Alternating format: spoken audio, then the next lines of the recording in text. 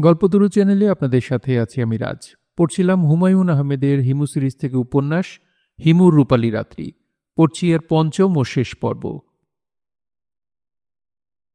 তামান্না গায়ে হাত দিয়ে আমাকে ডাকছে, হিমু ভাইয়া, হিমু ভাইয়া। এত আদর করে অনেকদিন কেউ আমাকে ডাকেনি। এটা যে বাস্তব কিছু না, স্বপ্নদৃশ্য সঙ্গে সঙ্গে বুঝে ফেললাম। গায়ে হাত দিয়ে তামান্না আমাকে ডাকবে না, এত আবেগ দিয়ে ভাইয়াও ডাকবে না। ভাইয়া সরাসরি উচ্চারণ করছে না, দুটা চন্দ্রবিন্দু যুক্ত করেছে, আবেগ মিশ্রিত চন্দ্রবিন্দু। হিমু ভাইয়া, হিমু ভাইয়া। আমি এখন দুটা জিনিস করতে পারি, ঘুম না ভাঙিয়ে স্বপ্নটাকে লম্বা করতে পারি, কিংবা জেগে উঠতে পারি। ঘুমের মধ্যেই দোটানায় পড়ে গেলাম। তামান্না ডেকে যেতে লাগলো, হিমু ভাইয়া, হিমু ভাইয়া। গায়ে ধাক্কার পরিমাণও বাড়তে লাগলো। ঘুম ভাঙল। বেলা অনেক হয়েছে, রোদ ঢুকে গেছে। বিছানার কাছে মেসের ম্যানেজার সরফরাজ খাঁ দাঁড়িয়ে। চিকুন গলায় তিনি এতক্ষণ ডাকাটাকি করছিলেন। তিনি ডাকছেন হিমু ভাই। আমার মস্তিষ্ক ভাই ডাকটা বদলে ভাইয়া করে ফেলছে। আমি বিছানায় উঠে বসলাম। ঘুম ভাঙার পরপর মানুষ কিছু কাণ্ড কারখানা করে, আড়মোড়া ভাঙে, হাই তোলে, চোখ ভোলে এবং আবারও ঘুমের সুখস্মৃতি কল্পনা করার জন্য কিছুক্ষণের জন্য হলেও চোখ বন্ধ করে ফেলে। আমি তার কিছুই না করে মেস ম্যানেজারের দিকে কঠিন দৃষ্টিতে তাকিয়ে বললাম, আমাদের সোনার বাংলার শ্মশান হতে কত বাকি? মেস ম্যানেজার শ্রেণীর মানুষ, যাদের প্রধান কাজ দিনে ৮-৯ ঘন্টা কাঠের চেয়ারে বসে থাকা, তারা সাধারণত খুব রাজনীতি সচেতন হন। সোনার দেশ কেন শ্মশান হচ্ছে এই নিয়ে তারা খুব ভাবিত হন। সরফরাজ খাঁ সাহেব তার জ্বলন্ত উদাহরণ। সোনার বাংলার ভবিষ্যৎ নিয়ে তার চেয়ে বেশি চিন্তা শেখ হাসিনা কিংবা বেগম জিয়া কেউ করেন বলে মনে হয় না। এক দুপুরে ঘামে ভিজে ক্লান্ত হয়ে মেসে ফিরেছি।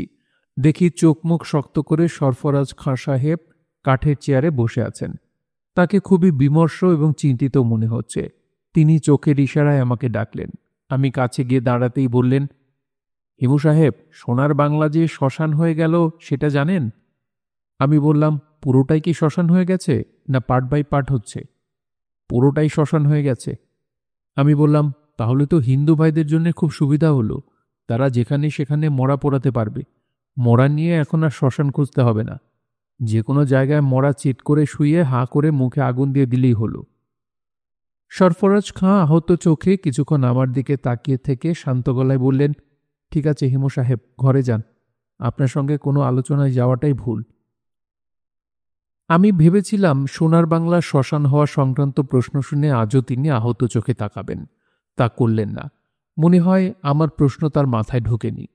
তিনি আমার কানের কাছে মুখ নিয়ে ভীত গলায় ফিসফিস করে বললেন, পুলিশ এসেছে। আমি হাই তুলতে তুলতে বললাম, আমাকে অ্যারেস্ট করতে এসেছে? সেরকমই মনে হচ্ছে। পুলিশের একটা জিপ দাঁড়িয়ে আছে মেসের সামনে। পুলিশরা কেউ জিপ থেকে নামেনি, শুধু ওসি সাহেব নেমেছেন। ভয়ঙ্কর রাগী চেহারা। উনি কোথায়?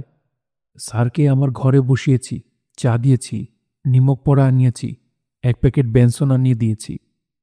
চা সিগারেট খাচ্ছে? এখন কথা বাড়াবেন না, পাঞ্জাবি গায়ে দিয়ে নিচে চলুন। আপনাকে নিয়ে খুবই টেনশনে থাকি হিমু সাহেব। 7টা বাজেনি, এর মধ্যে পুলিশ এসে উপস্থিত। করেছেন কি আপনি? মন্ত্রীর এক শালাবাবুকে মুখ ভেঙচি দিয়েছিলাম, সেই মামলাটা ডিসমিস হয়ে গেছে জানতাম। সরফরাজ খাঁ চিন্তিত গলায় বললেন, এত লোক থাকতে মন্ত্রীর শালাকে মুখ ভেঙচি দিলেন কেন? বাংলাদেশে কি ভেঙচি দেওয়ার লোকের অভাব আছে? 13 কোটি মানুষ, 15,000 লোক বাদ দিয়ে বাকি 12,85,00,000 লোককে ভেঙচি দিতে পারেন। রমনা থানার ওসি সাহেব ম্যানেজারের চেয়ারে বসে আছেন। তার সামনে বেনসনের প্যাকেট পড়ে আছে, প্যাকেট খোলা হয়নি। চায়ের কাপও চুমুক দেননি, চায়ে সর পড়ে গেছে। ওসি সাহেব পুরনো অভ্যাস মতো জিভ দিয়ে ঠোঁট চাটছেন। তাকে দেখে মনে হচ্ছে ভয়ঙ্কর কিছু ঘটে গেছে। ঘুষ পাওয়া যায় না এমন অঞ্চলে পোস্টিং হয়ে গেছে, নিঝুম দ্বীপটিপের দিকে। আমি তার দিকে তাকিয়ে বললাম, স্যার কেমন আছেন? ওসি সাহেব আমার প্রশ্নের জবাব না দিয়ে সরফরাজ খাঁর দিকে তাকিয়ে বললেন, আপনি এখানে দাঁড়িয়ে আছেন কেন? সরফরাজ খাঁ দ্রুত ঘর থেকে বের হতে গিয়ে দরজায় প্রচণ্ড ধাক্কা খেলেন। মনে হলো দরজা ভেঙে পড়ে যাচ্ছে। ওসি সাহেব মহা বিরক্ত হয়ে বললেন, এই ইডিয়ট কে? আমি ওসি সাহেবের সামনের চেয়ারে বসতে বসতে বললাম, উনি এই মেসের ম্যানেজার, সরফরাজ আলী খাঁ। খুব উচ্চ বংশ এবং খাঁটি দেশপ্রেমিক। দেশ নিয়ে উনি সর্বক্ষণ চিন্তাভাবনা করছেন, গবেষণা করছেন। সোনার বাংলা কেন শ্মশান হচ্ছে আপনি যদি ওনাকে জিজ্ঞেস করেন উনি খুব সুন্দর করে বুঝিয়ে দেবেন। বাজে পেঁচাল পারবেন না। আপনাকে একটা কথা বলতে এসেছি, বলে চলে যাব। বলুন। আপনাকে একটা রেপ কেসের কথা বলেছিলাম, মনে আছে? মনে আছে। মিথ্যা আসামি দেওয়ার কথা ছিল।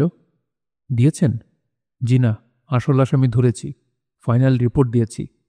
আপনাকে এখনো নিঝুম দ্বীপে বদলি করেনি? এত অল্প শাস্তি এরা আমাকে দেবে না, আমার জন্য অনেক বড় শাস্তি অপেক্ষা করছে। ভয় পাচ্ছেন? ভয় পাচ্ছি না। আমার কাছে এসেছেন কি জন্যে, খবরটা দেওয়ার জন্যে? না, আমি এসেছি আপনাকে একটা কথা জিজ্ঞেস করার জন্যে। ঠিক করে বলুন তো, আপনার কি কোনো আধ্যাত্মিক ক্ষমতা আছে? না। আপনি নিশ্চিত যে আপনার কোনো ক্ষমতা নেই? মোটামুটি নিশ্চিত। আমার ধারণা আছে। ঘটনাটা বলি। আমি মিথ্যা আসামিকে ধরে নিয়ে এসেছিলাম। সারা রাত জেগে মামলা সাজিয়েছি। ঘুমোতে গেছি ফজরের আজানের পরে। অনিয়ম করেছি তো ঘুম আসছে না, ঝিমাচ্ছি, এপাশ ওপাশ করছি। হঠাৎ তন্দ্রার মতো এলো। মনে মনে আপনাকে স্বপ্নে দেখলাম। আপনি আমাকে বললেন, ওসি সাহেব, আপনাকে আমি এত স্নেহ করি, আর এটা আপনি কি করলেন? নিরপরাধ কয়েকটা মানুষকে আপনি এমন এক কুৎসিত মামলায় জড়ালেন। আপনার জন্য ভয়াবহ বিপদ কিন্তু অপেক্ষা করছে। 10 নম্বর মহাবিপদ সংকেত। এখনো সময় আছে। তখন ঘুমটা ভেঙে গেল। দেখি ঘামে শরীর ভিজে গেছে। ওসি সাহেব ঠান্ডা সরপরা চায়ের কাপে নিজের ভুলে চুমুক দিয়ে মুখ বিকৃত করলেন। আমি বললাম, ওসি সাহেব, আপনার মতো জাদ্রের লোক স্বপ্ন দেখে বিভ্রান্ত হন কি করে? এই স্বপ্নের ব্যাখ্যার জন্য ফ্রয়েড লাগে না, কুতুবুদ্দিন মিয়ার টাইপ মানুষজনও ব্যাখ্যা দিতে পারবে। আমি আপনাকে বলেছিলাম মিথ্যা মামলায় না যেতে। ওই জিনিসটা আপনার মাথায় থেকে গেছে বলেই স্বপ্ন। তা না। তা না মানে? ওসি সাহেব আবার ঠান্ডা চায়ের কাপে চুমুক দিলেন, আবারও মুখ বিকৃত করলেন। রুমাল দিয়ে ঠোঁট মুছতে মুছতে বললেন, স্বপ্ন দেখে ঘুম ভাঙার পর আপনি যে ব্যাখ্যাটা দিলেন সেই ব্যাখ্যাটা আমার মাথায় এলো। আমি স্বপ্নটা মোটেই পাত্তা দিলাম না। হাত মুখ ধুলাম। খবরের কাগজ হাতে নিয়ে রিনাকে বললাম, রিনা চা দাও। রিনা হলো আমার স্ত্রী। আমি বারান্দায় বসে কাগজ পড়ছি। রিনা চায়ের কাপ হাতে নিয়ে ঢুকল। টেবিলে চায়ের কাপ নামিয়ে রাখতে রাখতে বলল, এই শোনো, আমি শেষ রাতে ভয়ঙ্কর একটা দুঃস্বপ্ন দেখেছি। তুমি চোরাবালিতে আটকা পড়েছ, একটু একটু করে ডুবে যাচ্ছ, বাঁচাও বাঁচাও বলে চিৎকার করছো, কেউ শুনছে না। তখন একটা ছেলে ছুটে এলো। তার গায়ে হলুদ রঙের পাঞ্জাবি। সে পাঞ্জাবি খুলে তোমার দিকে ধরেছে। তুমি পাঞ্জাবি ধরলে সে তোমাকে টেনে তুলবে, কিন্তু তুমি কিছুতেই পাঞ্জাবি ধরতে পারছো না। যতই ধরতে চেষ্টা করছো ততই চোরাবালিতে ডেবে যাচ্ছ। বুঝলেন হিমু সাহেব? রিনার কথা শুনে আমি 7 হাত পানির নিচে চলে গেলাম। কারণ আপনার কথা আমি আমার স্ত্রীকে কিছু বলিনি। স্বপ্নটা কি এখন আপনার কাছে রহস্যময় মনে হচ্ছে? না। যাই হোক, আমার কাছে মনে হয়েছে। আমার স্ত্রী শুধু শুধু কেন স্বপ্নে দেখবে আমি চোরাবালিতে পড়েছি? আপনি পুলিশ বিভাগে বিপজ্জনক চাকরি করেন। আপনার স্ত্রী আপনাকে নিয়ে দুশ্চিন্তা করেন, কাজে এ ধরনের স্বপ্ন দেখা খুবই স্বাভাবিক। আপনি আপনার স্ত্রীকে জিজ্ঞেস করলেই জানতে পারবেন যে আপনাকে নিয়ে তিনি প্রায়ই দুঃস্বপ্ন দেখেন। আর হলুদ পাঞ্জাবির ব্যাপারটা? হলুদ পাঞ্জাবির ব্যাপারটা ঠিক না। স্বপ্ন সবসময় সাদা কালো হয়।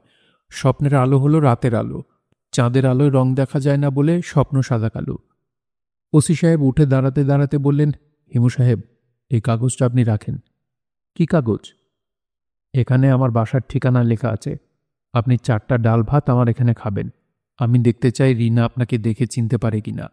স্বপ্নের হলুদ পাঞ্জাবি পরা মানুষ আর আপনি যে একই ব্যক্তি, আমার ধারণা রিনা সেটা ধরে ফেলবে। কবে আসতে বলছেন? আজই আসুন, রাতে খান। আমি আপনাকে পাঙ্গাস মাছ খাওয়াবো। পাঙ্গাস মাছ রিনা খুব ভালো রাঁধতে পারে। পাঙ্গাস মাছ এর মধ্যে জোগাড় হবে? তা হবে। ওসি সাহেব, আমি কি কয়েকজন বন্ধু বান্ধব নিয়ে আসতে পারি? ভালো খাওয়া একা খেলে আরাম পাওয়া যায় না, দলবল নিয়ে খেতে হয়। কজন বন্ধু আনবেন? এই ধরুন 4 জন। আমাকে নিয়ে 5। 5 হলো ম্যাজিক নাম্বার, এই জন্যেই 5 জন আসতে চাচ্ছি। আসুন, 5 জনই আসুন। পাঙ্গাস মাছ ছাড়া আর কি মাছ খেতে চান? গলদা চিংড়ি? আর কিছু? বড় কাতল মাছের মাথা জোগাড় করতে পারেন। আর কিছু? না। রাত 8টার দিকে চলে আসবেন। ওসি সাহেব উঠে দাঁড়ালেন।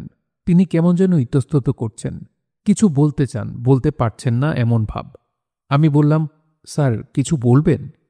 না, কিছু বলবো না। আপনারা রাত 8টার দিকে চলে আসবেন, দেরি করবেন না। জি আচ্ছা স্যার, আপনি সিগারেটের প্যাকেট ফেলে যাচ্ছেন। ওসি সাহেব সিগারেটের প্যাকেট পকেটে ঢুকালেন। অন্যমনস্ক ভঙ্গিতে ঘর থেকে বেরোতে গিয়ে তিনিও অবিকল সরফরাজ আলী খাঁর মতো কপালে ব্যথা পেলেন। সরফরাজ আলী খাঁ ব্যথা পেয়ে কপালে হাত দিয়ে বসে পড়েছিল। ওসি সাহেব তা করলেন না। তিনি প্রচণ্ড শব্দে দরজায় লাথি মারলেন। দরজার উপরের কবজা সত্যি সত্যি খুলে গেল। আমার 4 জন বন্ধু নিয়ে ওসি সাহেবের বাসায় যাবার কথা। আমি ঠিক করে রেখেছি 4 জন বন্ধু না, শুধু ব্যাঙাচিকে নিয়ে যাব। 5 জনের জন্য রান্না করা থাকলে তার হয়ে যাবার কথা। তারপরও যদি শর্ট পরে রিনা ভাবে নিশ্চয়ই 10-12টা পরোটা চটপট ভেজে দিয়ে দেবে। মহিলারা ক্ষুধার্ত মানুষকে খাইয়ে আনন্দ পায়, তবে সেই ক্ষুধার্ত মানুষকে হতদরিদ্র হলে চলবে না। ভিখিরি বারান্দায় খেতে বসে এক পর্যায়ে যদি ক্ষীণ গলায় বলে, আম্মাজি ভাত শেষ, আর সাইডটা ভাত দেন, তাহলে গৃহিণী বলবে, আর ভাত নাই, তোমার জন্য লঙ্গরখানা খোলা হয় নাই। জোবেদ সাহেবের দোকানে গেলাম টেলিফোন করতে। ব্যাঙাচিকে দাওয়াতের কথা বলতে হবে। ফাতেমা খালাকেও জানাতে হবে যে পাথর পাওয়া যায়নি, অনুসন্ধান চলছে। যে কোনো তুচ্ছ ব্যাপারে দুশ্চিন্তা করে ফাতেমা খালা অসুখ বাঁধিয়ে ফেলেন। পাথর এখনো পাওয়া যায়নি, এই চিন্তায় তার ডায়রিয়া হয়ে যাওয়া উচিত। জোবেদ সাহেবের দোকান যথারীতি খালি, মাছিও উঠছে না। তিনি আমাকে দেখে বিরস মুখে বললেন, হিমু সাহেব, আপনার কাছে অনেক পাওনা হয়ে গেল।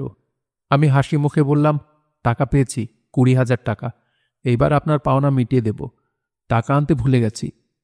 আজকালের মধ্যে পেলে সুবিধা হতো। আজই পাবেন। রাতে আমার এক জায়গায় দাওয়াত আছে, যাওয়ার পথে দিয়ে যাব। টেলিফোনটা কি ঠিক আছে? জোবেদ সাহেব নিতান্ত অনিচ্ছায় বললেন, ঠিক আছে। আমি তার পাওনা মিটিয়ে দেব এই কথা তিনি বিশ্বাস করেননি। কোনো পাওনাদার যখন দিনক্ষণ উল্লেখ করে বলে এই দিনে টাকা দিয়ে দেব, তখন অবধারিতভাবে জানতে হবে টাকাটা পাওয়া যাচ্ছে না। চা খাবেন হিমু সাহেব? জি। আপনাকে এই নিয়ে মোট কত কাপ চা খাইয়েছি জানেন? জি না। আজকেরটা নিয়ে 918 কাপ। আপনি আমাকে ক কাপ চা খাওয়াচ্ছেন তারও হিসাব রাখছেন? জোবেদ সাহেব ছোট্ট করে নিঃশ্বাস ফেলে বললেন, দোকানদার মানুষ, হিসাব করা হচ্ছে আমার অভ্যাস। তাছাড়া ব্যবসাপাতি নাই, কাজকর্ম নাই। ব্যবসা নিয়ে ব্যস্ত থাকলে ফালতু চায়ের কাপের হিসাব করতাম না। 918 নম্বর চায়ের কাপে চুমুক দিতে দিতে আমি টেলিফোনে কথা বলছি। ব্যাঙাচিকে পাওয়া যায়নি। কথা বলেছেন মহিলা ব্যাঙাচি। ভাবি, আমাকে কি চিনতে পারছেন? আমি, হ্যাঁ চিনতে পারছি। আপনি গত রাতে এসেছিলেন। আপনি চলে যাবার 3-4 মিনিটের মাথায় ও এসেছে। এসে যেই শুনেছে আপনি ওর খোঁজ করতে বের হয়েছেন, অমনি সে আবার বের হয়েছে।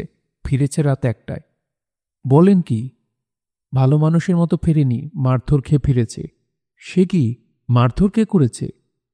হাইজ্যাকাররা ধরেছিল, টাকা পয়সা না পেয়ে চড়থাপ্পড় মেরেছে। চর্বিওয়ালা মানুষ, মারলে আরাম লাগে। ওরা মনে সুখে মেরেছে। তাও ভালো, চড়থাপ্পড়ের উপর দিয়ে গিয়েছে। পেটে খুর বসিয়ে দিতে পারত না? অবশ্যই পারত। ভাবি, ওকে আশেপাশে আছে? হ্যাঁ আছে, ঘুমোচ্ছে। খুব ভয় পেয়েছিলাম, রাতে ঘুম হয়নি। সূর্য ওঠার পর ঘুমোতে গেছে। ওকে কি ডাকবো? না, ডাকার দরকার নেই, ঘুমোক। ওকে শুধু বলবেন রাত 8টার আগে খালি পেটে যেন আমার মেসে চলে আসে। ওর চিকিৎসা শুরু করেছি, প্রথম ডোজটা আজ পড়বে। কি ধরনের চিকিৎসা করছেন? জগা খিচুড়ি টাইপ, টোটকা তন্ত্রমন্ত্র মিলিয়ে একটা চিকিৎসা। আপনার কি ধারণা কাজ হবে? অবশ্যই কাজ হবে। আমি তাকে অবশ্যই 8টার আগে পাঠিয়ে দিব। বিকেলে যেন নাস্তা টাস্তা কিছু না খায়। দুপুরে খেতে পারে, কিন্তু সূর্য ডোবার পর কিছু মুখে দেওয়া যাবে না। আমি বলে দেব। তাতে লাভ হবে কিনা জানি না। আমি চোখের আড়াল হলেই কিছু না কিছু খাবে। সয়াবিন তেল যে খেতে পারে, সে সব কিছুই খেতে পারে। মাঝে মাঝে আমার কি মনে হয় জানেন? মাঝে মাঝে মনে হয় কেউ যদি আমাকে কেটে কুটে রাখত, ঝাল দিয়ে ভালো মতো কষিয়ে একটা বড় জামবাটিতে ওর সামনে দিয়ে বলতো, এটা হলো তোমার রান্না করা স্ত্রী। আপনার বন্ধু কিন্তু তারপরও খেয়ে ফেলত। আমি হা হা করে হাসলাম, তবে আমার হাসি তেমন জমল না। শব্দটা ঠোঁটে হলো এবং ঠোঁটেই ঝুলে রইল। আমার মনে হচ্ছে মহিলার কথা ভুল না। ব্যাঙাচি ঠিকই জামবাটি শেষ করে নিচু গলায় বলবে, তরকারি কি আরও আছে? রানের গোশত পাওয়া যাবে? 919 নম্বর চায়ের কাপে চুমুক দিতে দিতে ফাতেমা খালার সঙ্গে কথা হলো। খালা এমনিতেই উত্তেজিত থাকেন। আজ তার উত্তেজনা সীমাহীন। ভালোমতো কথাই বলতে পারছেন না। কথা গলায় আটকে যাচ্ছে। একসঙ্গে অনেকগুলি কথা বলতে চাচ্ছেন, পারছেন না। মানুষের মস্তিষ্ক একসঙ্গে অনেকগুলি কথা তৈরি করতে পারে, কিন্তু মুখে বলতে পারে না। কথা বলার জন্য দুটা মুখ থাকলে ভালো হতো বোধহয়। একটা মুখ থাকবে শুধু সত্যি কথা বলার জন্যে, আরেকটা মুখ সত্য মিথ্যা সবই বলবে। আদালতে সাক্ষী দেবার জন্য সত্যবাদী মুখ ব্যবহার করতে হবে, অন্য মুখ কখনোই ব্যবহার করা যাবে না। ফাতেমা খালা হড়বড় করে কথা বলে যাচ্ছেন। আমি রিসিভার কানে লাগিয়ে 919 নম্বর চায়ের কাপে চুমুক দিচ্ছি। চা ভালো হয়েছে, আজ মনে হয় 920 পূর্ণ করতে হবে। তোর জন্যে একটা মারাত্মক খবর আছে রে হিমু, তুইও বিশ্বাস করতে পারবি না কত মারাত্মক।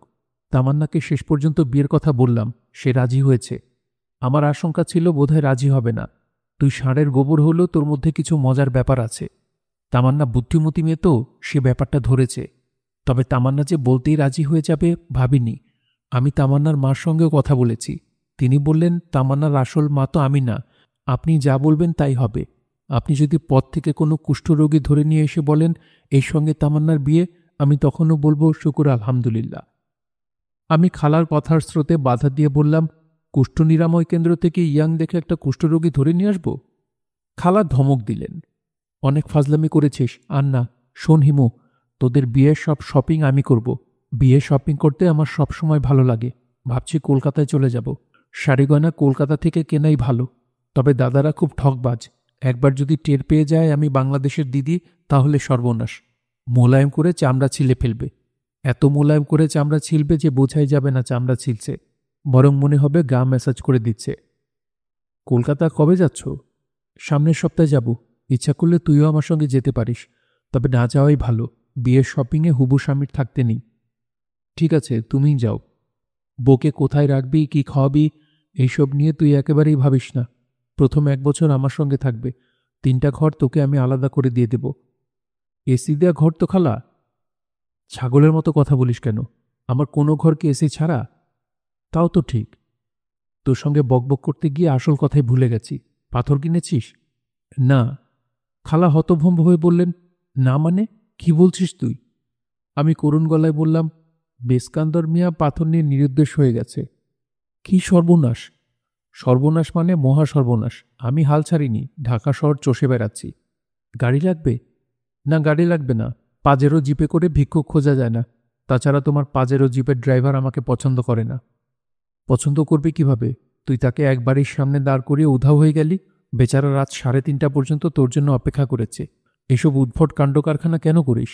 এই বেচারাকে রাত 3টা পর্যন্ত তুই শুধু শুধু বসিয়ে রাখলি। আর রাখবো না, গাড়িটা তুমি পাঠিয়ে দিও। একটু আগে না বললে গাড়ি লাগবে না? এখন মনে হচ্ছে লাগবে। কালা গাড়িটা তুমি সারা রাতের জন্য দিও। ভিক্ষুকদের খোঁজ বের করার উত্তম সময় হচ্ছে রাত। পাথরটা হাতছাড়া হয়ে গেছে বুঝতে পারিনি। রাগে আমার গা জ্বলে যাচ্ছে। পাথর তুমি পাবে, 100% গ্যারান্টি। পাথরটার কাছে যা চাওয়া যায় তাই পাওয়া যায়? অবশ্যই, তবে সামান্য কিন্তু আছে। কিন্তু আবার কি? মাঙ্কিস প গল্পটা জানো না খালা? ওই যে একটা বাদরের থাবা ছিল, ওই থাবাটার কাছে যা চাওয়া যেত তাই পাওয়া যেত। সমস্যা একটাই, ইচ্ছা পূর্ণ হবার পরপরই ভয়ঙ্কর বিপদ হতো। ভুলিস কি? এ তো খাল কেটে কুমির আনা। পাথর প্রজেক্ট বাদ দিয়ে দিই? না না, আমার পাথর লাগবে। পাথর ছাড়া চলবে না। বিরাট ভুল করেছি। আসলে ওই দিনই কিনে ফেলা উচিত ছিল। ইয়াকুব প্রজেক্ট কি বাদ? খালা বিরক্ত গলায় বললেন, ইয়াকুব তো পালিয়ে যাচ্ছে না, তুই পাথরটা আগে জোগাড় কর। পাথর তোমার চাই চাই? অবশ্যই চাই। মনে হচ্ছে কিছু খরচপাতি করতে হবে। খরচপাতি তো করবই, না করেছি। এখন কত লাগবে বল, ড্রাইভারের সঙ্গে পাঠিয়ে দিই। এখন লাগবে না, প্রজেক্ট শেষ হোক, তারপর তোমার নামে বিল করব। রাত 8টায় ওসি সাহেবের বাসায় যাবার কথা। আমরা 8টার আগে উপস্থিত হলাম। ওসি সাহেবরা থানার সঙ্গে লাগোয়া সরকারি বাসায় থাকেন বলেই শুনেছি। এই বাড়িটা তা না, কলাবাগানে অ্যাপার্টমেন্ট হাউস। কলিং বেল টিপতেই রোগা একজন মহিলা দরজা খুললেন। তাকে দেখে মনে হচ্ছে কিছুক্ষণ আগে একটা ভয়ের স্বপ্ন দেখে তার ঘুম ভেঙেছে। ভয় এখনও কাটেনি। আমাদের দুজনকে দেখে ভয় আরও যেন বাড়ল। আমি বললাম, ওসি সাহেব কি বাসায় আছেন? মহিলা শঙ্কিত গলায় বললেন, জি না। আপনার নাম কি হিমু? জি। উনি কি বাসায়? জি না, তবে ও আপনার কথা বলেছে। 5 জন আসার কথা না? আমার বন্ধুকে নিয়ে এসেছি। ও একাই 4 জন, আর আমি 5। আমার রসিকতায় কাজ হলো না। ভদ্রমহিলা ভীত গলায় বললেন, ওরা আসতে একটু দেরি হবে। কি একটা কাজে যেন আটকা পড়ে গেছে। আপনারা বসুন। আমরা বসলাম। ভদ্রমহিলা বললেন, চা দিতে বলি? ব্যাঙাচি চিন্তিত চোখে আমার দিকে তাকাচ্ছে। যে অতিথি ডিনারের নিমন্ত্রণে এসেছে, চা দিতে বললে সেই অতিথি একটু ভড়কে যাবেই। আমি বললাম, ওসি সাহেব আমাদের ডিনারের দাওয়াত করেছিলেন। জি আমি জানি, ও কোনো বাজার করেনি, খুব জরুরি একটা কাজে আটকা পড়েছে। ও রেস্টুরেন্ট থেকে খাবার নিয়ে আসবে, আপনাদের বসতে বলেছে। আমরা বসছি। চা দেব? দিতে পারেন। অনেকক্ষণ অপেক্ষা করার পর কাজের একটি মেয়ে 2 কাপ চা এবং পিরিচে করে খানিকটা চানাচুর দিয়ে গেল। ব্যাঙাচি ফিসফিস করে বলল, চানাচুর খাওয়া কি ঠিক হবে? চানাচুর খাওয়া ঠিক হবে না, খিদে নষ্ট হবে। আমি বললাম, বেছে বেছে 2-1টা বাদাম খেতে পারিস। ব্যাঙাচি চারদিকে তাকাতে তাকাতে বলল, বিকেলে কিছু না খাওয়ায় খিদেটা নাড়িতে চলে গেছে। যাই দেখছি তাই খেয়ে ফেলতে ইচ্ছা করছে। সোফা চেয়ার ছাড়া তো এ ঘরে কিছু নেই, সোফা খাবি? ব্যাঙাচি কিছু বলল না। যেভাবে সোফার দিকে তাকাচ্ছে তাতে মনে হয় সোফা খাবার ব্যাপারটা সে বিবেচনায় রেখেছে, একেবারেই যে অগ্রাহ্য করছে তা না। রাত 11টা বেজে গেল। ওসি সাহেবের স্ত্রী বড় বাটিতে করে 1 বাটি পায়েস এবং পিরিচ চামচ দিয়ে গেলেন। আগের মতোই ভীত গলায় বললেন, ও এত দেরি করছে কেন বুঝতে পারছি না। কখনো এরকম করে না। দয়া করে আরও কিছুক্ষণ বসুন। আপনাদের নিশ্চয়ই খিদে পেয়েছে, পায়েস খান, ঘরে বানানো কাউনের চাউলের পায়েস। আমি বললাম, আমাদের জন্য ব্যস্ত হবেন না, আমরা অপেক্ষা করব। আপনার মনে হয় শরীর ভালো না, আপনি বিশ্রাম করুন। আমার শরীর আসলেই বেশ খারাপ, গায়ে জ্বর আছে। আপনাদের একা বসিয়ে রাখতে খুব খারাপ লাগছে, কিন্তু উপায় নেই। ব্যাঙাচি বলল, বাসায় টেলিফোন নেই? টেলিফোন আছে, 2 দিন ধরে ডায়াল টোন নেই। আমার এক ভাইকে থানায় খোঁজ নিতে পাঠিয়েছি। আপনারা দয়া করে পায়েস খান। আমি পুরো বাটি পায়েস একাই খেয়ে ফেললাম। ব্যাঙাচি খেল না, সে ক্ষুধা নষ্ট করবে না। সে ফিসফিস করে একবার বলল, 12টা 25 বাজে, হোটেল তো সব বন্ধ হয়ে যাচ্ছে। আমি বললাম, তুই হোটেল বন্ধ নিয়ে দুশ্চিন্তা করিস না, ওসি সাহেব কাঁচা কাজ করবেন না, তিনি খাবারের অর্ডার আগেই দিয়ে রেখেছেন। রাত 1টায় রিনা ভাবির ভাই থানার খবর নিয়ে ফিরল। ওসি সাহেবের স্ট্রোকের মতো হয়েছে, তাকে সরোয়ার দিতে নেওয়া হয়েছে, অবস্থা ভালো না। ওসি সাহেবের স্ত্রী চিৎকার করে কাঁদছেন। আর ঘরে বসে থাকা যায় না। আমি ব্যাঙাচিকে নিয়ে বের হয়ে এলাম। ব্যাঙাচি ফিসফিস করে বলল, পায়েসটা না খাওয়া বিরাট বোকামি হয়েছে। আজকাল মনে হয় চাইনিজ রেস্টুরেন্টগুলির ব্যবসা খারাপ যাচ্ছে। খালি পায়ে আমাকে ঢুকতে দিতে আপত্তি করল না।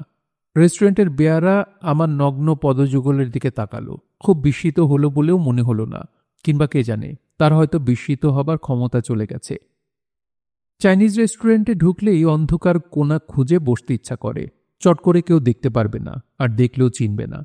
আলো থাকবে কম, কি খাচ্ছি তাও পরিষ্কার বোঝা যাবে না। ভাতের মাড়ের মতো ঘন এক বস্তু এনে দিয়ে বলবে স্যুপ।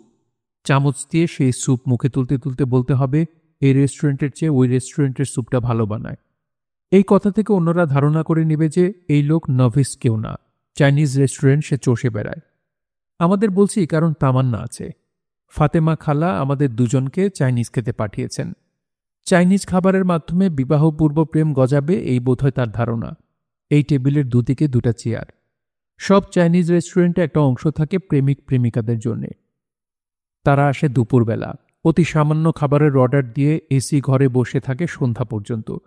মেয়েটি সারাক্ষণ অভিমান করতে থাকে। ছেলেটির প্রধান কাজ হয় অভিমান ভাঙানো। ছেলেটা হয়তো আয়েশ করে সিগারেট ধরিয়েছে। মেয়েটা মুখ অন্ধকার করে বলবে, তুমি না বললে সিগারেট ছেড়ে দেবে? ছেলেটা বলবে, বলেছি নাকি? কি বলেছ তাও ভুলে গেছ? আমার নাম মনে আছে তো, নাকি নামটাও ভুলে গেছ? কি যেন তোমার নাম? তোমাকে আমি এমন চিমটি দেব। ও আচ্ছা, তোমার নাম মনে পড়েছে, তোমার নাম চিমটি রানী। এ কি, তুমি আমাকে ভুলিয়ে ভালিয়ে সিগারেট ধরিয়ে ফেলেছ? তোমার শয়তানি বুদ্ধি দেখে আমি অবাক হচ্ছি। ফেলো বললাম সিগারেট। ছেলেটা তৎক্ষণাৎ অ্যাশট্রেতে সিগারেট ফেলে দেবে। মেয়েটা চোখ বড় বড় করে বলবে, দেখি সিগারেটের প্যাকেট আমার কাছে দাও। দাও বললাম।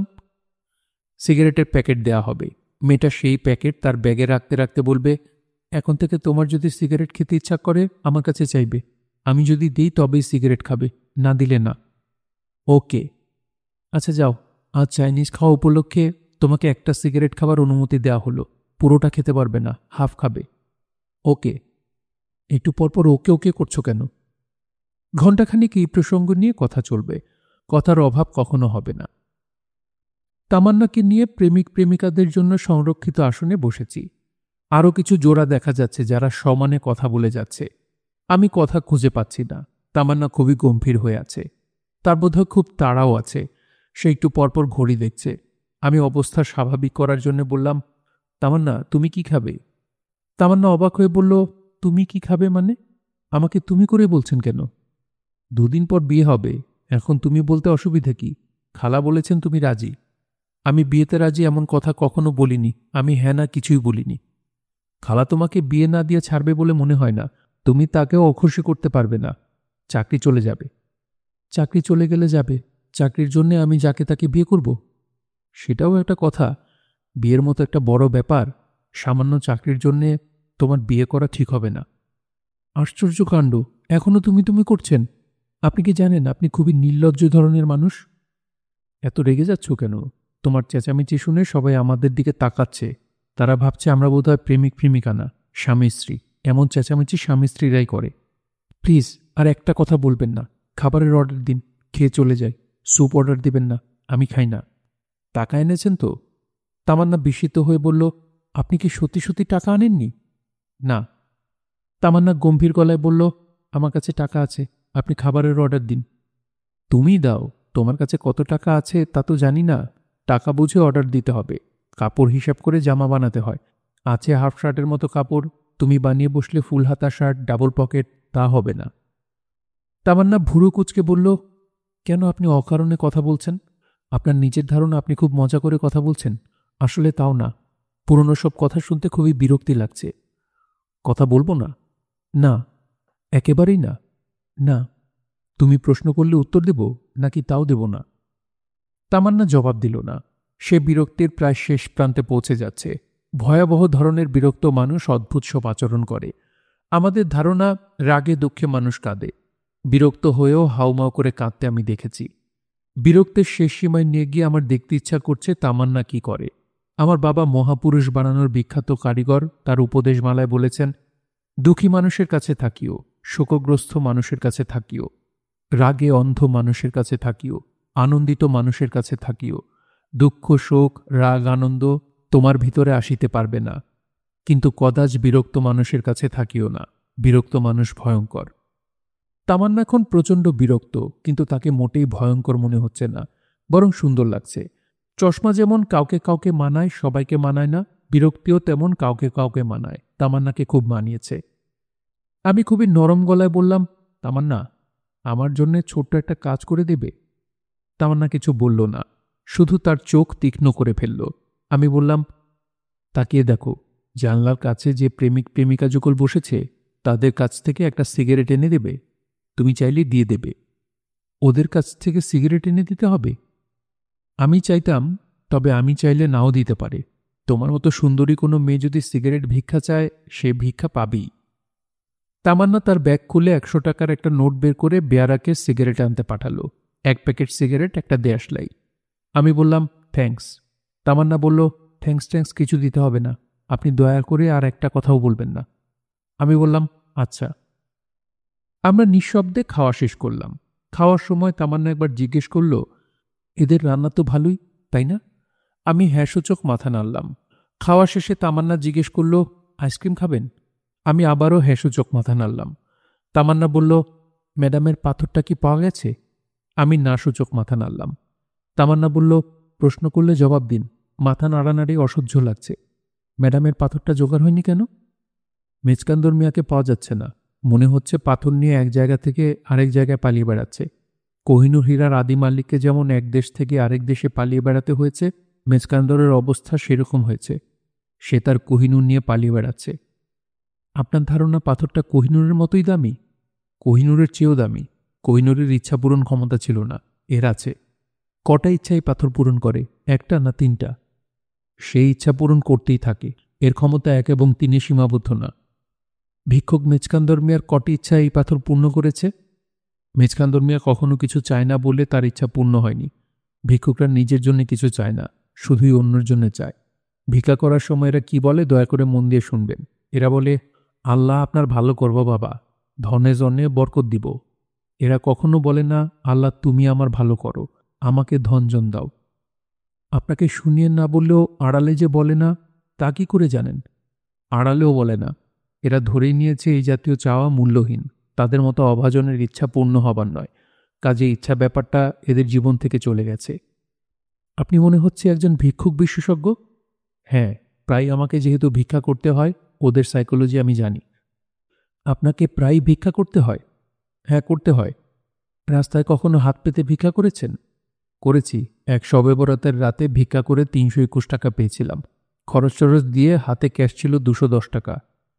খরচ টরচ মানে কি? কিসের খরচ? ভিক্ষার জন্য জায়গাটা খুব ইম্পর্টেন্ট। কোথায় দাঁড়িয়ে ভিক্ষা করা হবে তার উপর অনেক কিছু নির্ভর করে। ভালো জায়গায় দখলের জন্যে টাকা খাওয়াতে হয়। জায়গা বুক করার জন্য টাকা তো লাগেই। ভিক্ষা করে যে টাকা আয় হয় তার উপর কমিশনও দিতে হয়। আপনি কি সবসময় বানিয়ে বানিয়ে কথা বলেন? মাঝে মাঝে বলি, সবসময় বলি না। আমার তো ধারণা আপনি সবসময় মিথ্যা কথা বলেন। আপনি একজন প্যাথোলজিক্যাল লায়ার, এবং আমি নিশ্চিত আপনার কোনো একটা মানসিক ব্যাধি হয়েছে, যে কারণে আপনি সত্যি কথা বলতেই পারেন না। হতে পারে। আপনি কি আমার একটা উপদেশ দয়া করে শুনবেন? অবশ্যই শুনব। আপনি একজন সাইকিয়াট্রিস্টের সঙ্গে কথা বলুন, আপনার চিকিৎসা দরকার। আমি বললাম, আচ্ছা। আপনি যে একজন মানসিক রোগী তা কি জানেন? জানি। তামান্না উঠে দাঁড়াতে দাঁড়াতে বললেন, জানলেই ভালো। বেশিরভাগ মানসিক রোগী জানে না যে তারা রোগী। সুস্থ মানুষের মতো তারা ঘুরে বেড়ায়, খায় দায়, ঘুমায়। আমি বললাম, তুমি কি আমাকে গোটা ৫০ টাকা দিতে পারবে? ফাতেমা খালার পাথর তো পাওয়া গেল না, ভাবছি একটা ফলস পাথর কিনে দেব। ফলস পাথর? হ্যাঁ, ২ নম্বর পাথর। বর্তমান যুগটাই হচ্ছে ২ নম্বরই। কাজেই ২ নম্বর পাথরই ভালো কাজ করবে। তামান্না গম্ভীর ভঙ্গিতে ১০০ টাকার একটা নোট বের করে দিল। আমি রিকশা নিয়ে রওনা হলাম। গাবতলী থেকে এই সাইজের একটা পাথর আনতে হবে। সিলেটের জাফলং থেকে নৌকা এবং বার্জ ভর্তি পাথর আসে গাবতলীতে। সেই সব পাথর ভেঙে খোয়া বানানো হয়। সেই খোয়া বাড়িঘর তৈরিতে ব্যবহার হয়। সুন্দর একটা পাথর গাবতলী থেকে জোগাড় করা কঠিন হবে না। পাথরটা ধুয়ে মুছে পরিষ্কার করতে হবে, শিশির মাজতে হবে। হাইড্রোজেন পারক্সাইড দিয়ে একটা ওয়াশ দিতে পারলে ভালো হবে, দাগ টাগ থাকলে উঠে যাবে। ওসি সাহেবকে দেখার জন্য হাসপাতালে যাওয়া দরকার। হাসপাতালে তার দিনকাল নিশ্চয়ই ভালো কাটছে না। ক্ষমতাবান মানুষদের জন্য হাসপাতাল খুবই খারাপ জায়গা। হাসপাতালের অপরিসর বিছানায় শুয়ে থাকতে থাকতে ক্ষমতাবান মানুষেরা একসময় হঠাৎ বুঝতে পারেন ক্ষমতা ব্যাপারটা আসলে ভুয়া। মানুষকে কখনোই কোনো ক্ষমতা দেয়া হয়নি। এইটাই সেই পাথর? ফাতেমা খালা মুগ্ধ হয়ে তাকিয়ে আছেন। এমন মুগ্ধ দৃষ্টিতে নাদিসা কোহিনূর পাথরের দিকে তাকিয়েছেন বলে মনে হয় না। তার চোখে পলক পড়ছে না। তেঁতুলের আচার দেখলে কিশোরীর মুখ ভর্তি লালা এসে যায়। খালার মুখেও লালা জমছে। পাথরটার ওজন কত রে? ৪০,০০০ ক্যারেটের মতো। কত কেজি বল, ক্যারেটে বলছিস কেন? দামি জিনিস তো খালা, এই জন্যই ক্যারেটের হিসেব হচ্ছে। পাথর জোগাড় করতে খরচ কত পড়ল? খরচ ভালোই পড়েছে, তবে তুমি এই মুহূর্তে খরচ নিয়ে চিন্তা করবে না। আগে নিশ্চিত হয়ে নাও যে পাথরটা কাজ করে। যদি দেখা যায় এটা ফালতু রাস্তার পাথর, তাহলে শুধু শুধু এর পেছনে এত টাকা খরচ করব কেন? পাথর ফেরত নেবে? অবশ্যই ফেরত নেবে। তুমি আগে ব্যবহার করে দেখো জিনিসটা কেমন। ব্যবহারের নিয়ম কি?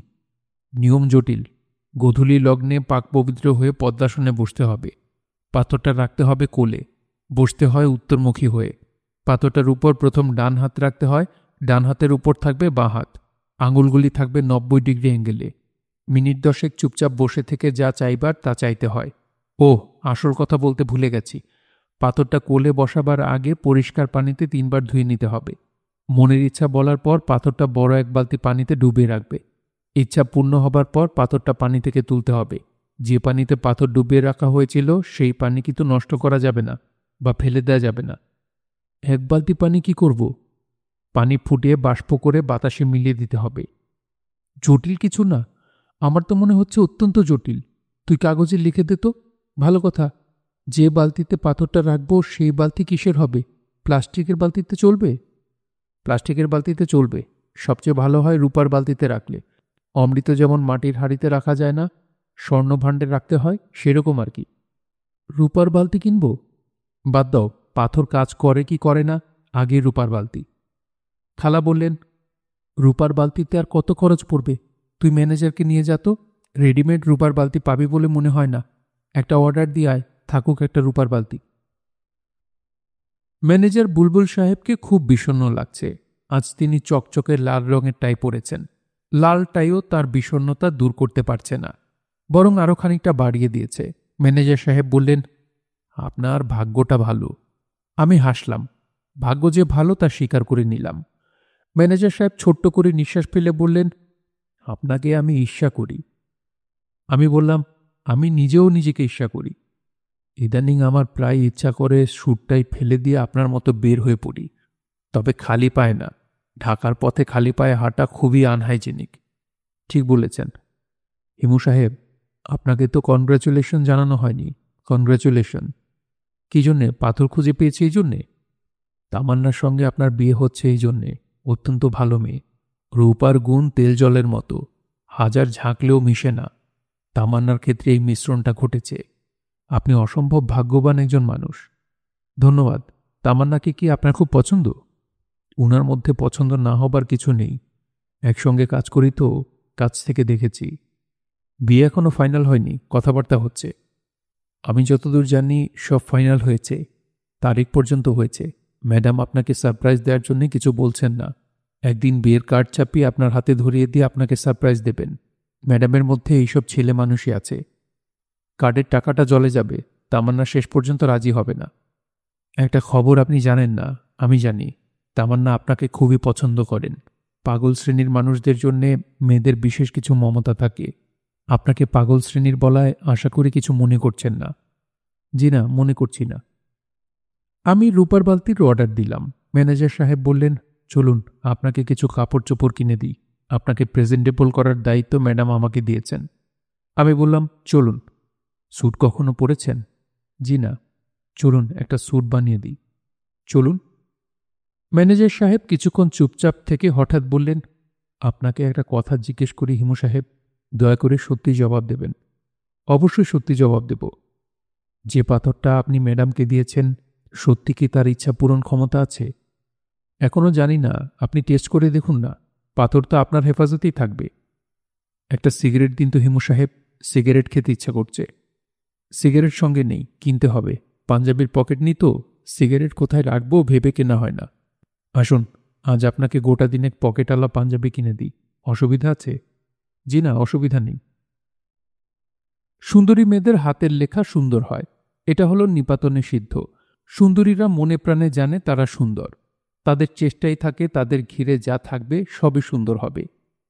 আমি তামান্নার চিঠি হাতে নিয়ে প্রথমেই হাতের লেখার তারিফ করলাম। সুন্দর হাতের লেখার একটা সমস্যা হচ্ছে ভুল বানান খুব চোখে পড়ে। তামান্নার চিঠি পড়ছি, বানান ভুল এখনো চোখে পড়ছে না। মেজাজ খারাপ হচ্ছে। দীর্ঘ একটা চিঠিতে সে বানান ভুল কেন করবে না? সে কি চলন্তিকা সামনে নিয়ে চিঠি লিখতে বসেছে? চিঠি পড়ে তাও মনে হচ্ছে না। ডিকশনারির সামনে নিয়ে লেখা চিঠি ভারী কি ধরনের হয়? এই চিঠি ভারী কিনা, বরং মজার ভঙ্গিতে লেখা। হিমু সাহেব, আপনাকে একটা মজার খবর দেওয়ার জন্য চিঠি লিখতে বসেছি।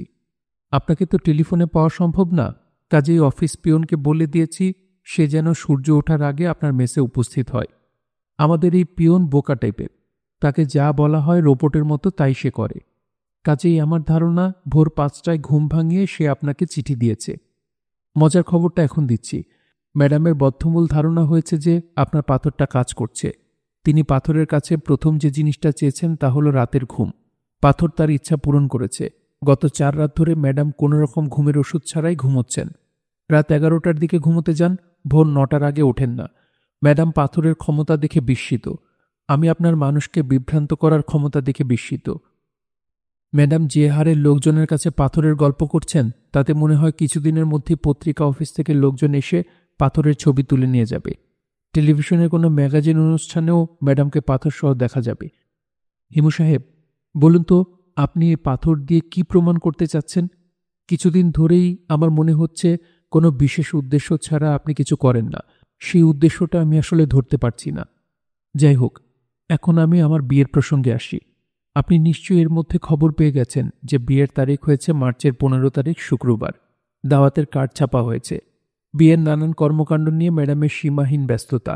আমার হাত পা কাঁপছে। ম্যাডাম এত আনন্দ নিয়ে ছুটাছুটি করছেন, আমি কি করে তাকে বলবো যে আমার পক্ষে আপনাকে বিয়ে করা কিছুতেই সম্ভব না? একমাত্র আপনি আমাকে এই বিপদ থেকে উদ্ধার করতে পারেন। আপনি কি দয়া করে বিয়েটা ভেঙে দেবেন? তাহলে আমি আমার মতো চাকরি করে যেতে পারি। সব ঠিকঠাক মতো চলতে থাকে। বিয়ে ভাঙার কারণে ম্যাডাম যদি আমার উপর রাগ করে তাহলে আপনার কিছুই যাবে আসবে না, কিন্তু আমার যাবে আসবে। আমার পক্ষে চাকরি ছেড়ে দেওয়া কিছুতেই সম্ভব না। আপনি আমার জন্য কিছু না করলে আমাকে নিতান্ত বাধ্য হয়ে আপনাকে বিয়ে করতে হবে। তার ফল আপনার বা আমার কারো জন্যই শুভ হবে না। আমি আপনাকে হাত জোড় করছি, আপনি আমাকে এই মহা বিপদ থেকে উদ্ধার করুন। বিনীতা, তামান্না। চিঠি শেষ করে খুশি খুশি লাগছে। এক ভুল বানান পাওয়া গেছে। সীমাহীনে শি লিখেছে রস্বীকার দিয়ে। অবশ্যই দীর্ঘই নাও হতে পারে। আধুনিক কালের বানান তো সব পাল্টে যাচ্ছে। সারি বাড়ি এখন লেখা হচ্ছে হর্ষিকার দিয়ে। সূর্য লেখার সময় আগে রেফের পর জফলা লাগত, এখন লাগে না। সূর্যের তেজ কমে গেছে, তার জন্য বাড়তি জফলা এখন দরকার নেই। ফাতেমা খালার বসার ঘরের এক কোনায় খালার ম্যানেজার বসে আছেন। ম্যানেজারের মুখ গম্ভীর, চোখ বিষণ্ণ, বসার ভঙ্গিও বিষণ্ণ। হালকা সবুজ স্যুট ও চকচকে লাল টাই এ বিষণ্ণতা দূর করছে না। ফাইজার ওষুধ কোম্পানির এখন তাকে দিয়ে বিজ্ঞাপন করতে পারে। তার একটা ছবি, ছবির নিচে ক্যাপশন, বিষণ্ণতা একটি ব্যাধি। ম্যানেজার আমার দিকে তাকালেন। অপরিচিত মানুষের দিকে যে দৃষ্টিতে তাকানো হয় অবিকল সেই দৃষ্টি। আমি হাসি মুখে বললাম, ম্যানেজার সাহেব, আপনার কি বিষণ্ণতা ব্যাধি হয়েছে? ম্যানেজার চট করে উঠে দাঁড়িয়ে বললেন, তামান্না ম্যাডামের সঙ্গে আছে। ভদ্রলোক আমি কি বলছি না শুনেই জবাব দিয়েছেন। লক্ষণ মোটেই ভালো মনে হচ্ছে না। আমি বললাম, আপনি ভালো আছেন? জি। কোনো কারণে কি মন খারাপ? জি না, মন ভালো। তামান্না ম্যাডামের সঙ্গে আছেন।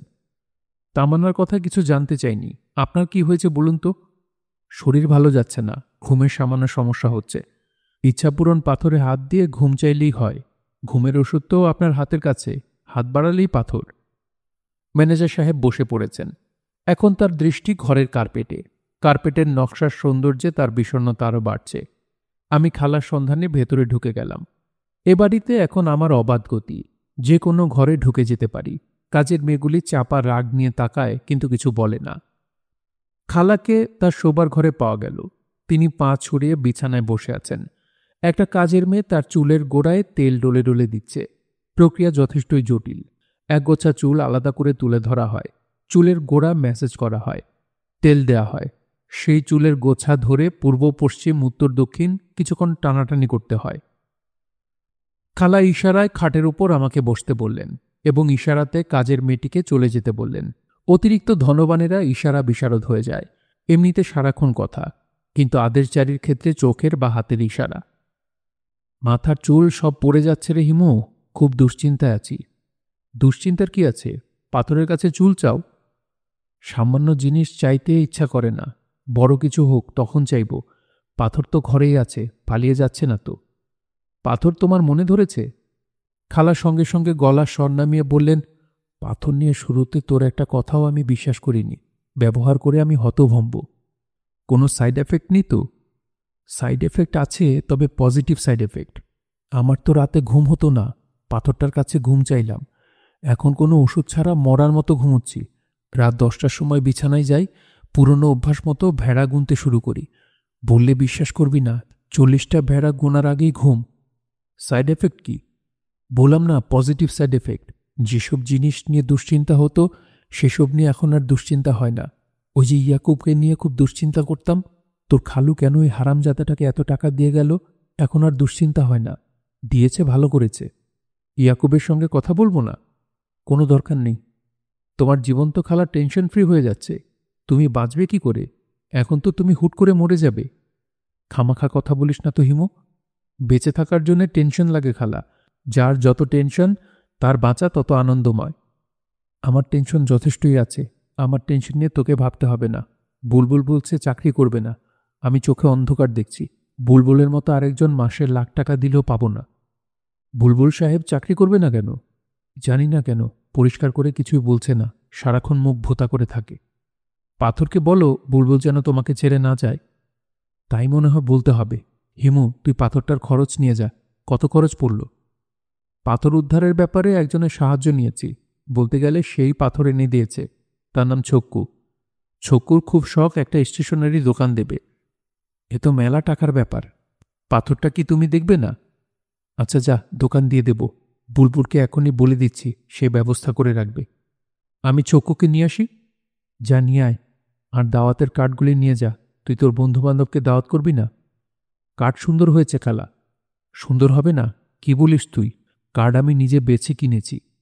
তামান্না কি আশেপাশে আছে? আছে। এখন ওর সঙ্গে আড্ডা দিতে যাবি না। বিয়ের আগে কনের সাথে দেখা সাক্ষাৎ হওয়া ঠিক না। আমি শুধু একটা কথা বলে চলে যাব। কি বলবি? সেটা তো খালা তোমাকে বলা যাবে না। কৌতূহলে খালার চোখ চকচক করছে। কি কথাটা বলা হবে তা জানার জন্য তার মধ্যে টেনশন তৈরি হচ্ছে। টেনশন তৈরি হচ্ছে বলেই তিনি বেঁচে আনন্দ পাচ্ছেন।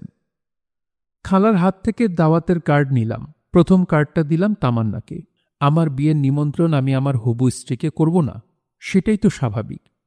তামান্না গম্ভীর গলায় বলল, থ্যাঙ্কস। আমি বললাম, তুমি কেমন আছো তামান্না? তামান্না বলল, ভালো। তোমার ঘুম হচ্ছে তো? তামান্না কিছুই বলল না। তার চোখে রাগ নেই, দুঃখবোধ নেই, অভিমান নেই, যেন সে পাথরের একটা মেয়ে। আমি দাওয়াতের কার্ড নিয়ে রওনা হলাম। কার্ডগুলি বিলি করতে হবে। কার্ড কাদের দেব ভাবতে ভাবতে যাচ্ছি। ভিক্ষুক মেচকান্দর, ছক্কু, দেশপ্রেমিক জোবেদ আলী, ওসি রমনা থানা, ইয়াকুব সাহেব। আচ্ছা, রূপাকে একটা কার্ড দেব না? অবশ্যই দেব, সবার শেষে দেব। রূপাকে কার্ড দেবার পর যে কার্ডগুলি বাঁচবে সেগুলি কুচি কুচি করে ছিঁড়ে ফেলতে হবে। আমাকে চিনতে পারছেন? হিমু সাহেব না? ঠিকই চিনেছেন। আমি আপনাকে চিনতে পারছিলাম না। আপনার এই কি অবস্থা? মরতে বসেছি হিমু সাহেব। তাই তো দেখছি। ওসি রমনা থানা উঠে বসতে গিয়েও বসলেন না, আবার শুয়ে পড়লেন। বড় বড় করে শ্বাস নিতে লাগলেন। এই কয়েকদিনেই তার স্বাস্থ্য ভেঙে পড়েছে। চোখে মুখে ঘুম ঘুম ভাব। ডাক্তাররা সম্ভবত ঘুমের ওষুধের মধ্যেই তাঁকে রাখছে। চোখ কোটরে ঢুকে গেছে। ভদ্রলোক কেবিনে সিট পাননি। তার দুপাশে রোগীর সমুদ্র। এদের মধ্যে একজন বোধহয় মারা যাচ্ছে। ডাক্তার নার্স তাকে নিয়ে ছোটাছুটি করছে। আমি ওসি সাহেবের পাশে বসতে বসতে বললাম, আপনার হয়েছেটা কি বলুন দেখি? স্ট্রোক করেছে। বাঁ পাটা কোমরের নিচ থেকে অচল। বলেন কি? পুরো ভেজিটেবল হয়ে গেছি। নিজেকে মনে হচ্ছে চাল কুমড়া। ওসি সাহেব আবারও উঠে বসতে গেলেন। আমি তাকে সাহায্য করলাম। পিঠের নিচে বালিশ দিয়ে দিলাম। ওসি সাহেব ক্লান্ত গলায় বললেন, একটা মশা আমাকে খুব বিরক্ত করছে, মেরে দিন তো। আমি মশা মেরে দিলাম। ওসি সাহেব মৃত মশার দিকে খুব আগ্রহ নিয়ে তাকিয়ে থাকলেন। কোনো মৃত মশার দিকে এত কৌতূহল নিয়ে রোমান্স রস তাকাননি। ওসি সাহেব মশার দিকে তাকিয়ে থেকেই বললেন, হিমু সাহেব। যেন আমি না, মশাটাই হিমু। আমি বললাম, জি। আপনি এসেছেন, আমি খুশি হয়েছি। আপনি কি একটা ব্যাপার জানেন? আমি যে মরতে বসেছি, আপনার জন্যই মরতে বসেছি। আমি বললাম, জানি। আমার কথা শোনার জন্যে আপনার উপর প্রেশার তৈরি হলো। সেই প্রেশারে স্ট্রোক। আপনার চাকরি আছে না গেছে? সাসপেনশনে আছি। চাকরি শেষ পর্যন্ত থাকবে বলে মনে হয় না। অপরাধী যাদের ধরেছিলেন তারা কি ছাড়া পেয়েছে? জি না, তারা ছাড়া পায় নাই। তদন্তের ফলাফল এমন যে ছাড়া পাওয়া মুশকিল। তাছাড়া অস্ত্রসহ ধরা পড়েছে। অনেকক্ষণ পর ওসি সাহেবের মুখে আনন্দের হাসি দেখা গেল। হিমু সাহেব। জি।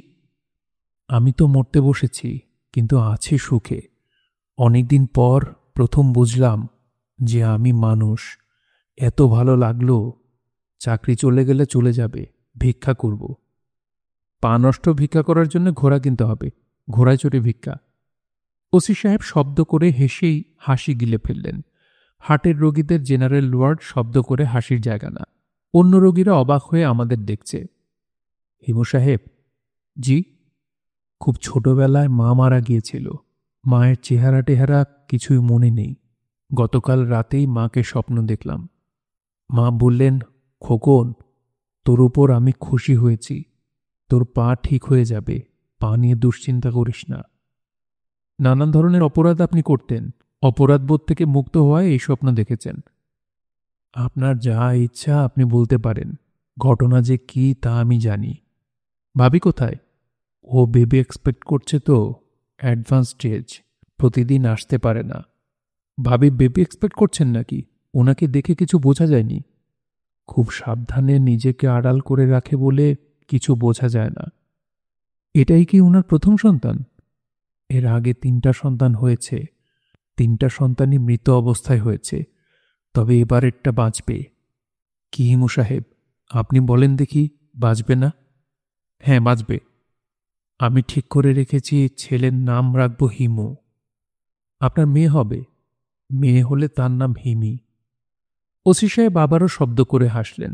এবার আর হাসি গিলে ফেললেন না। অন্যান্য বেডের রোগীরা উৎসুক চোখে তাকাচ্ছে, কেউ রাগ করছে না। আমি উঠে দাঁড়াতে দাঁড়াতে বললাম, ওসি সাহেব, কার্ডটা রাখুন।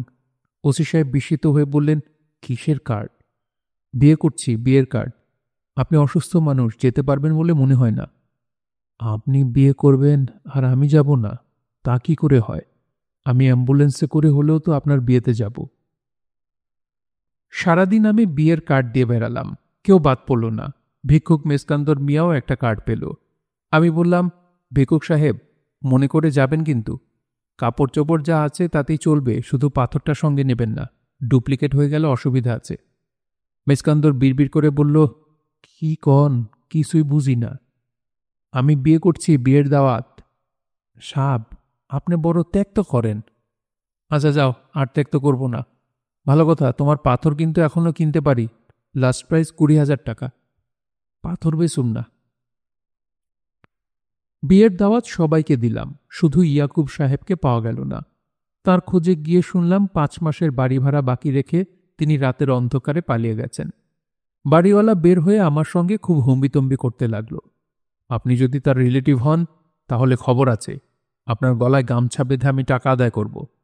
আমি বিনীতভাবে বললাম, আমিও আপনার মতোই পাওনাদার, আজ আমাকে টাকা দেবার কথা। আপনার কত টাকা গেছে? প্রায় 10,000। কিরকম হারামজাদা লোক আপনি কল্পনাও করতে পারবেন না। মধুর ব্যবহার। যেদিন চলে যাবে সেদিনও আমাকে বাসায় ডেকে এনে চা খাইয়েছে। বাসার প্রতিটা জিনিস এর মধ্যে সরিয়ে ফেলেছে, কিছু বুঝতে পারি নাই। একটা ডাবল খাট ছিল, সেই খাটও নাই। বলেন কি? এত বড় খাট কি করে সরালো সেটাই আমার মাথায় আসে না। অ্যাডভান্স না রেখে বাড়ি ভাড়া দেওয়া ঠিক হয় নাই। অতি সত্য কথা বলেছেন, কথা দিয়ে তুলে ফেলেছে। আমার স্ত্রী এখন আমাকে নিয়ে হাসাহাসি করে। হাসাহাসি করারই কথা। বাড়িওয়ালা আমাকে ছাড়লেন না, চা বিস্কিট খাওয়ালেন। দেশে যে মানুষের বদলে অমানুষ ভর্তি হয়ে যাচ্ছে, এই বিষয়ে তার সঙ্গে ঐক্যমত্যে পৌঁছে ছাড়া পেলাম। বাকি রইল শুধু রূপা। রূপার কাছে যেতে ভয় ভয় করছে। সে কি বলবে কে জানে। রূপা কার্ড হাতে নিয়ে হাসল। হাসতে হাসতে বলল, কার্ডটা খুব সুন্দর। তুমি কিনেছ? না, আমার খালা কিনেছেন। ধবধবে সাদা কার্ডে রূপালি লেখা, জ্যোৎস্না জ্যোৎস্না ভাব। তোমার বিয়েও তো দেখি পূর্ণিমা রাতে। ওই দিন পূর্ণিমা? আজকাল জ্যোৎস্নার হিসেব রাখো না? না, আমি রাখি। তোমার বিয়ে পূর্ণিমার রাতেই হচ্ছে। এক্সেলেন্ট। রূপা, তুমি বিয়েতে যাচ্ছ তো? রূপা আবারও হাসল। এমনিতে সে খুব কম হাসে। ছোটবেলায় কেউ বোধহয় তাকে বলেছিল তাকে বিষণ্ণ অবস্থায় দেখতে ভালো লাগে। ব্যাপারটা তার মাথায় ঢুকে গেছে। সে সারাক্ষণ বিষণ্ণ থাকে। আজ হাসছে। এর মধ্যে 3 বার হাসল। হাসছ কেন রূপা? তুমি বদলে যাচ্ছ, এই জন্যে হাসছি। মানুষকে তুমি আগে ধোঁকা দিতে না, এখন দিচ্ছ। কাকে ধোঁকা দিচ্ছি? তামান্না নামের মেয়েটাকে দিচ্ছ। বিয়ের রাতে সবাই উপস্থিত হবে, তুমি হবে না। তুমি জ্যোৎস্না দেখতে জঙ্গলে চলে যাবে। মেয়েটার কি হবে ভেবেছ কখনো? এমন যদি আমি করি তামান্নার কিছু মনেই হবে না। তামান্নার জন্য একজন স্ট্যান্ড বাই বর আছে, ফাতেমা খালার ম্যানেজার বুলবুল সাহেব। তার সঙ্গে বিয়ে হয়ে যাবে। বাকি জীবন দুজনে সুখে কাটাবে। ওরা দুজন বিয়ে করবে ভালো কথা, মাঝখানে তুমি জড়ালে কেন? আমি না জড়ালে বিয়েটা হতো না। তোমার সমস্যা কি জানো হিমু? তোমার সমস্যা হলো নিজেকে তুমি খুব গুরুত্বপূর্ণ মনে করো। সেটা কি দোষের? সামান্য যে বালিকণা সেও নিজেকে গুরুত্বপূর্ণ মনে করে। বালির কণা এই কথা তোমাকে বলে গেছে? হ্যাঁ। রূপা আবারও হাসল। এই নিয়ে সে হাসল 4 বার। 5ম বার হাসলেই ম্যাজিক নাম্বার পূর্ণ হবে। তখন আমাকে উঠে পড়তে হবে। রূপা, বলো, শুনছি। অনেকদিন জ্যোৎস্না দেখা হয় না। গাজীপুরের জঙ্গলে আমার সঙ্গে জ্যোৎস্না দেখবে? রূপা 5ম বারের মতো হেসে উঠে বলল, না। ব্যাঙাচি বলল, আমরা কোথায় যাচ্ছি? আমি বললাম, গাজীপুরের শালবনে জ্যোৎস্না দেখব। জঙ্গলের জ্যোৎস্না তুলনাহীন।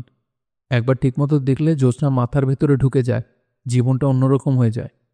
আজ না তোর বিয়ে, আমি গিফট কিনে রেখেছি। তোর ভাবি পার্লার থেকে চুল বাঁধিয়ে এনেছে। বিয়ে ভেঙে গেছে। সে কি? ব্যাঙাচি অসম্ভব মন খারাপ করল। সে মমতা মাখা গলায় বলল, তোর ভাগ্যটা এত খারাপ কেন দোস্ত? জানি না। এই দেখ, তোর জন্য আমার চোখে পানি এসে গেছে। আমার সঙ্গে জ্যোৎস্না দেখতে জঙ্গলে যাবি? অবশ্যই যাব। তুই যেখানে যেতে বলবি সেখানেই যাব। তুই যদি নর্দমায় গলা পর্যন্ত ডুবিয়ে বসে থাকতে বলিস তাই করব। বিয়েবাড়ির চমৎকার খাওয়া মিস করবি, মন খারাপ লাগছে না? না দোস্ত, লাগছে না। মন খারাপ লাগছে তোর জন্যে। তোর ভাগ্য দেখি আমার চেয়েও খারাপ। জ্যোৎস্না দেখতে রওনা হবার আগে তামান্নার সঙ্গে কথা বললাম। কমিউনিটি সেন্টারে টেলিফোনে খুব সহজেই তাকে ধরা গেল। সে টেলিফোন তুলে প্রথম যে কথাটা বলল তা হচ্ছে, আপনি আসছেন না তাই না? আমি বললাম, হ্যাঁ, তুমি যা চেয়েছিলে তাই হচ্ছে। তামান্না বলল, শুনুন, আমি মত বদলেছি, আপনি আসুন। আপনাকে আগে অনেক কঠিন কঠিন কথা বলেছি, তার জন্য আমি লজ্জিত। প্লিজ আপনি আসুন। ম্যানেজার বুলবুল সাহেব আছেন, তিনি তোমাকে খুবই পছন্দ করেন। তোমার বিয়ে হবে ম্যানেজার সাহেবের সঙ্গে। আপনাকে কে বলল? আমাকে কেউ বলেনি, তবে ম্যানেজার সাহেব ইচ্ছাপূরণ পাথরে হাত রেখে এই ইচ্ছা প্রকাশ করেছেন। পাথর তার ইচ্ছা পূর্ণ করেছে। প্লিজ আপনি আমাকে রূপকথা শোনাবেন না, পৃথিবীটা রূপকথা নয়। কে বলল পৃথিবী রূপকথা নয়? আপনি আসবেন না? না, আজ আমার জ্যোৎস্না দেখার নিমন্ত্রণ। হিমু সাহেব শুনুন। আমি টেলিফোন রেখে দিলাম। গাজীপুরের জঙ্গলে ঢোকার মুখে দেখি একটা প্রাইভেট কার দাঁড়িয়ে আছে। গাড়ি নষ্ট, স্টার্ট নিচ্ছে না। এক ভদ্রলোক তার স্ত্রী এবং দুটা বড় বড় মেয়ে নিয়ে খুব বিপদে পড়েছেন। হাত উঁচিয়ে হাইওয়ের গাড়ি থামাতে চাইছেন, কোনো গাড়ি থামছে না। বাংলাদেশের হাইওয়ের নিয়মকানুন পাল্টে গেছে। হাইওয়েতে গাড়ি চালাবার প্রথম নিয়ম হচ্ছে, কোনো বিপদগ্রস্ত পথিক দেখলে গাড়ি থামাবে না।